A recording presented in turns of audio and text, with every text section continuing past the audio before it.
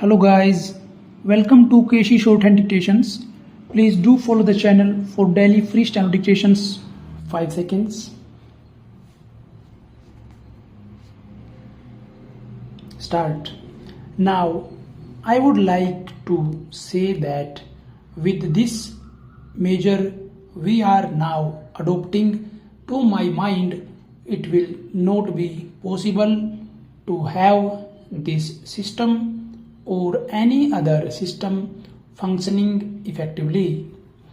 The number of clauses that we have included are so restrictive and rigid that it will not be possible for any system to function in this country.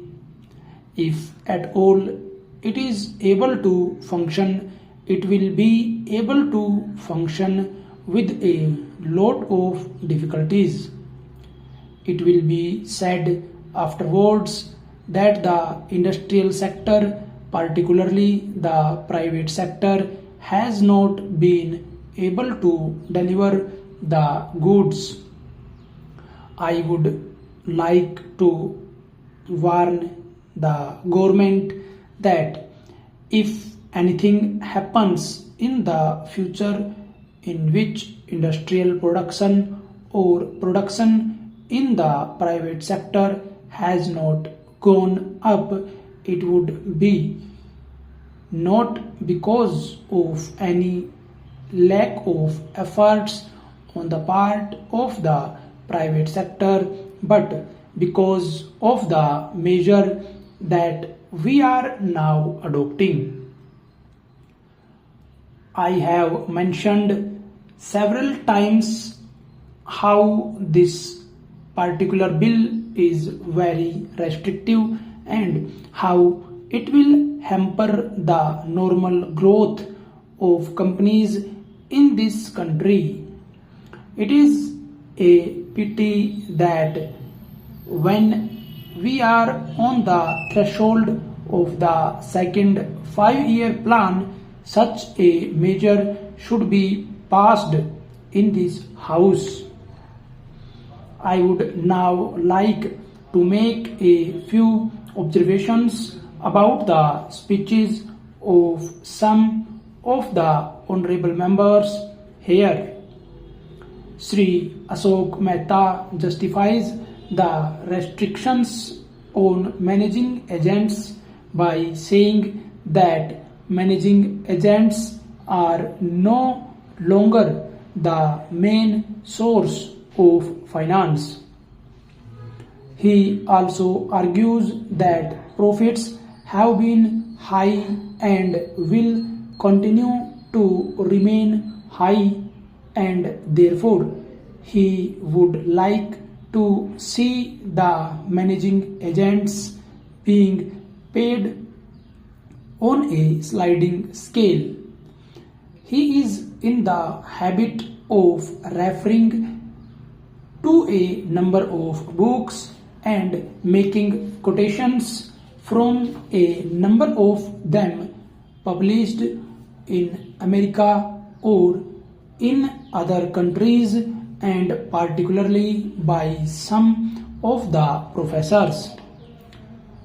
I would also like to mention to him that even when companies are floated, it requires a certain amount of confidence amongst the investing public, and it is because a particular firm is managing a particular company that this confidence is created in the investing public. Even there, as the Honorable Finance Minister has said, there is a sort of overall tight control.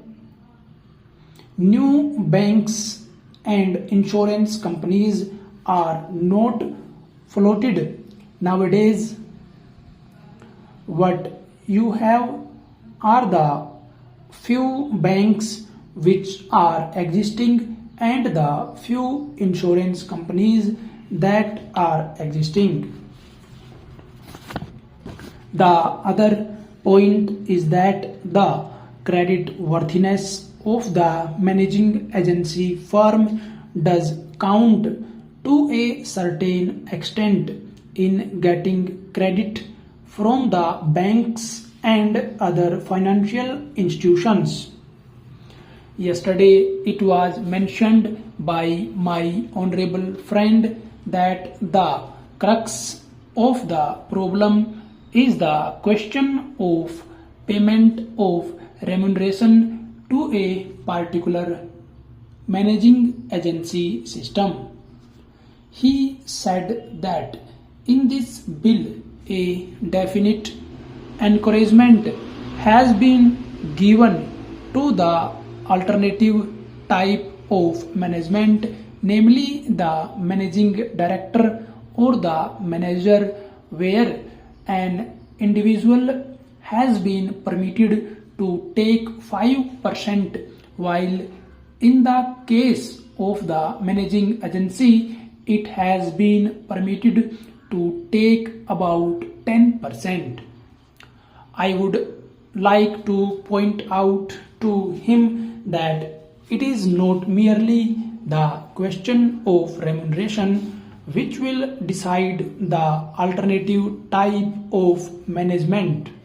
The remuneration is not a very important thing unless and until you allow a certain amount of flexibility for any system to function. It will not be possible to evolve any other system to take the place of the managing agency system.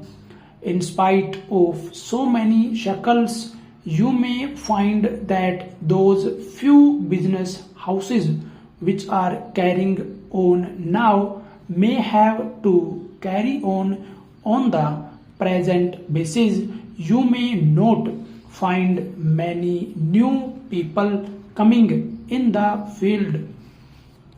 Several times it has been mentioned in this house why the business community has not prescribed for itself a code of conduct.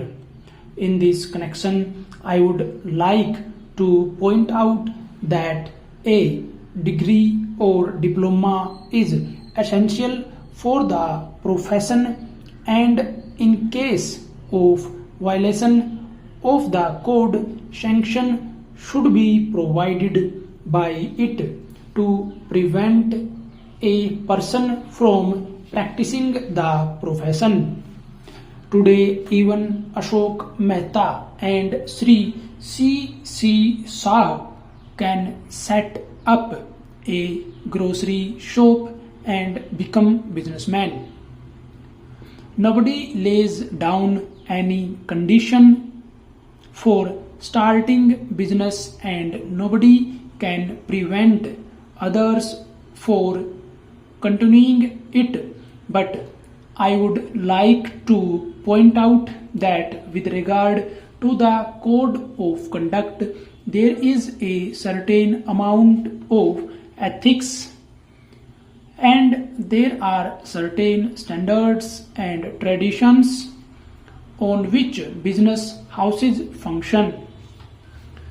If a particular firm has not got proper ways of managing its business, you will find that that business house will find it difficult to function, and it would be difficult for it to command the confidence of the business community. It would not be possible for it to function as effectively as a firm which has proper ways of managing its business. That is sufficient as a code of conduct. It is not possible to prescribe a certain code of conduct in the manner It has been done for the profession in general. Full stop.